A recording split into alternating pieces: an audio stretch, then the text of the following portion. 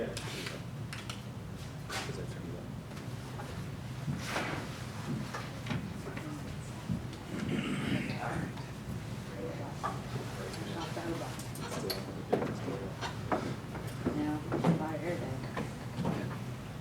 All right, I'm going to start this thing, and if people show up, then we'll make fun of them and have to sign in. So, and I have a new clicker, so I'm not sure how this is going to work. I bought one of those spotlight ones. Have you seen those things? That's the one I have. You know what's so stupid Yeah. is? I can't spotlight because I have to call our IT to have them download the file to let it do it. So it's going to be an hour-long transition to get my spotlight to work.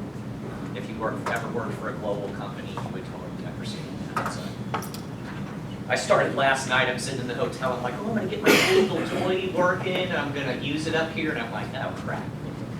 I could have called IT last night, but I decided no, I didn't. So, all right. So I'll introduce myself in a second, but let's quickly do some housekeeping safety stuff. So if you haven't located the bathroom yet, if you go out this door to your left and make another left, you will find the bathrooms, right? I don't think we've got any scheduled fire drills or anything in this building. Usually if you do a meeting in a space like this, they'll tell you if they have that going on, so I'm assuming we don't. So if we hear that bell go off, it's real.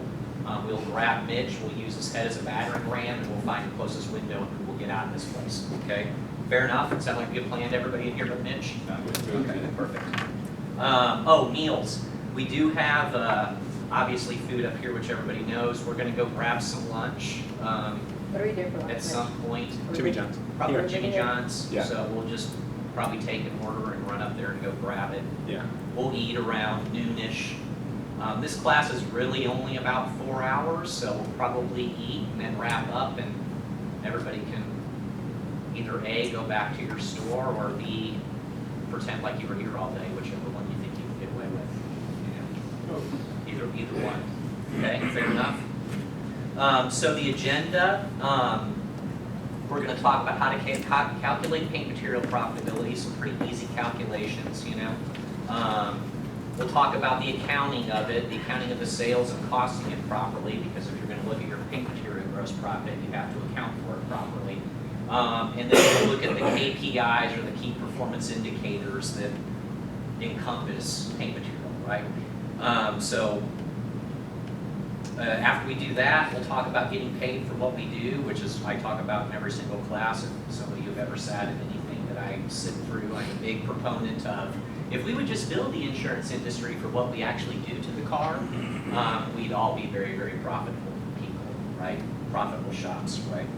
And then we'll talk about how we contain cost on paint materials, standards, trainings, inventory, and all those kind of things. It's a lot right there on cost containment. I can tell you, there's not a whole lot that goes into cost containment, quite honestly. And as I pop through these numbers, not that we should not contain our costs, we absolutely should, but if you want to move your gross profit number at your store, it's usually not an expense issue that moves that number, it's a sales issue that moves that number, right? But we'll talk about all of that. And at the end, we'll talk about an improvement plan.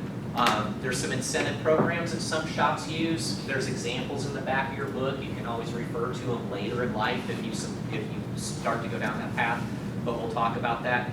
We may review at the end. I can promise you we're not going to test, so you can forget that piece right there. We'll test as a group, right? So there really is no pass or fail.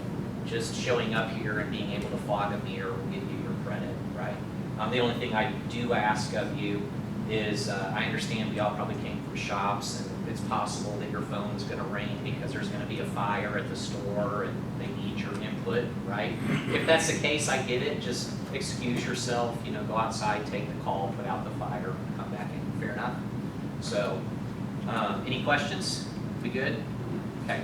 So real quick, for those of you who haven't met me, my name is Griffith. I'll give you a little bit of history on me, like a lot of people in this industry anyway. I was straight out of high school, straight into a collision center, washing cars, mopping floors, driving a courtesy van at a dealership shop in Dallas. I spent a little over 20 years in collision centers, and I was everything from a porter to an estimator to a production manager, and I managed a pretty large store in Dallas for about a decade. Okay, the last 10 years, I've worked for AkzoNobel as a consultant, so I basically travel the country.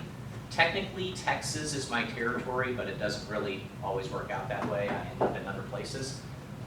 But I spend my days now consulting collision centers on a lot of different things, whether it's process improvement, marketing, financial.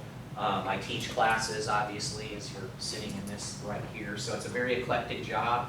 I love my job. I tell people I got the best job.